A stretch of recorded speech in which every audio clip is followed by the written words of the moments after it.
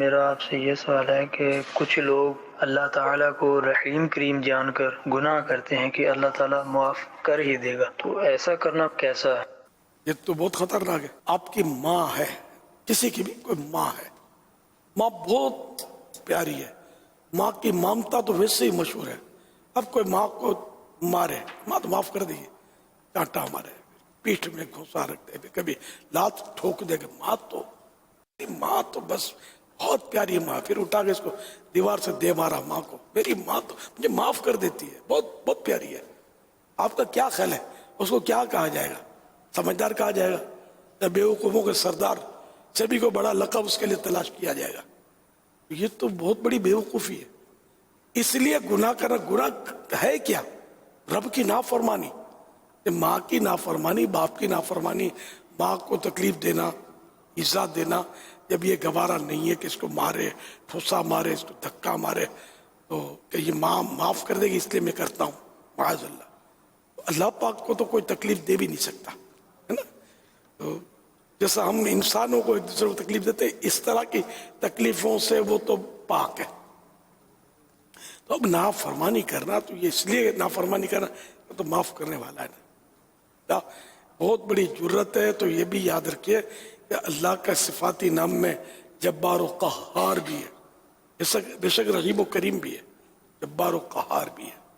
اگر اس نے پکڑ لیا تو یہ بھی قرآن کریم میں ان بطش ربک لشدید، بے شک تیرے رب کی پکڑ سخت ہے. تو رحیم و کریم کی صفت یقیناً ہے، لیکن اس طرف بھی توجہ رکھنی ہے کہ اگر اس نے پکڑ لیا اسی چھوٹے گناہ پر بھی، پھر خیر نہیں ہے، کوئی نہیں چھڑا سکے گا. تو یوں مطلب یہ کہ رحیم و کریم ہونے پر بھی ایمان رکھے، اور جبار و قہار ہونے پر بھی ایمان رکھے. مسلمان کو محبت سے دیکھنے کا ثواب. فرمان مصطفیٰ صلی اللہ علیہ وآلہ وسلم، جو مسلمان اپنے بھائی سے مصافحہ کرے، انہیں ہاتھ ملائے، اور کسی کے دل میں دوسرے سے عداوت یعنی دشمنی نہ ہو، تو ہاتھ جدا ہونے سے پہلے اللہ پاک دونوں کے گزشتہ گناہوں یعنی پچھلے گناہوں کو بخش دے گا.